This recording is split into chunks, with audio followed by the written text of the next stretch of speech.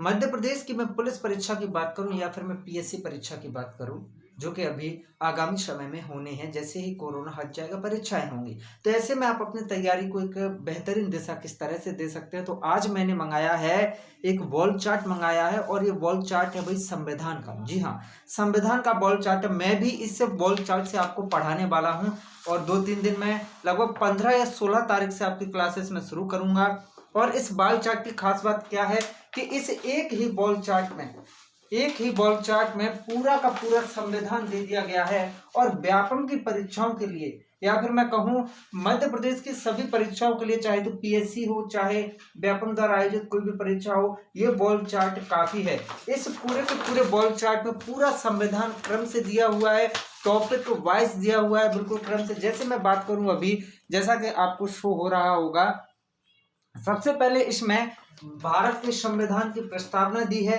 फिर उसके बाद भाग 1 दिया है, जिसमें भाग 1 में क्या है, अनुच्छेद 1 से 4 तक आर्टिकल हैं। फिर भाग 2 दिया है जिसमें नागरिकता है, अर्थात अनुच्छेद 5 से 11 तक। फिर भाग 3 दिया है, इन्होंने केवल 2 लाइन में कहा है कि भाग 3 में क्या है, मूलभूत अधिकार है, जो कि अनुच्छेद 12 से 35 तक है। इन्होंने बताया कि आर्टिकल 12 में क्या है, राज्य की परिभाषा है। और 13 में क्या है भाई, 13 में है मूल अधिकारों के असंगत या उनका अनादर करने वाली विधियां हैं। तो केवल महत्वपूर्ण जो चीजें होती हैं परीक्षा के दृष्टिकोण से, वो सारी चीजें इसमें समाहित कर दी गई हैं, पूरा का पूरा। ठीक है। फिर इधर अगर मैं बाद में देखूं, पूरे संविधान के बाद अगर सबसे लास्ट में अगर मैं देखूं, तो इन्होंने सबसे लास्ट के पेज पर क्या रखा है। देखिए, इन्होंने सबसे लास्ट के पेज पर रखा है अंतरिम सरकार में कौन से पद पर था। ठीक है। जैसे कि पंडित जवाहरलाल नेहरू विदेश विभाग था, इनके पास राष्ट्रमंडल से संबंधित मामले थे, तो अंतरिम सरकार यहाँ पर दे दी है 1946 की। फिर इन्होंने मुख्य संवैधानिक समितियां यहाँ पर दे दी हैं। तो ये पूरा पेज क्या है, विविध का, मैं एक तरीके से कहूंगा कि विविध का ये एक पेज इन्होंने दे रखा है, इसमें एक साइड। ठीक है, पूरी की पूरी। और महत्वपूर्ण विषय इन्होंने दिए हैं, जैसे संसद के बारे में, राष्ट्रपति के बारे में हेडिंग डालकर यहाँ से इन्होंने दे रखा है विशेष।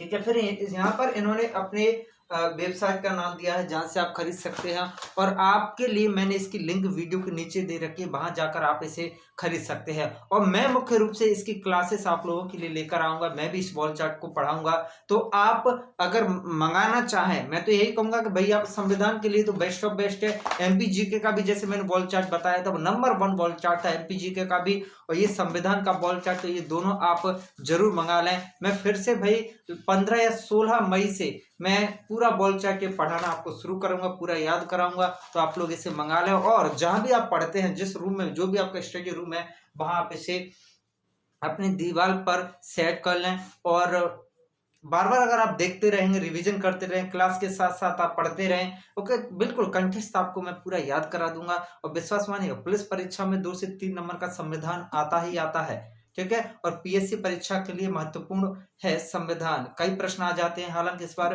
प्री परीक्षा में किस सब्जेक्ट से कितने प्रश्न आएंगे कुछ कहा नहीं जा सकता, क्योंकि पैटर्न बिल्कुल चेंज है इस बार। तो बस कोरोना खुलते ही, जो लॉकडाउन है, लॉकडाउन खुलते ही बिल्कुल कोरोना की स्थिति थोड़ी कंट्रोल में आ जाए, तुरंत आपके एग्जाम की डेट आ जाएगी और एग्जाम होंगे। तो ऐसे में आप अपनी तैयारियों की एक नई दिशा दे सकते हैं। और नीचे मैंने लिंक दे रखी है, वहां जाकर आप इसे खरीद लीजिएगा।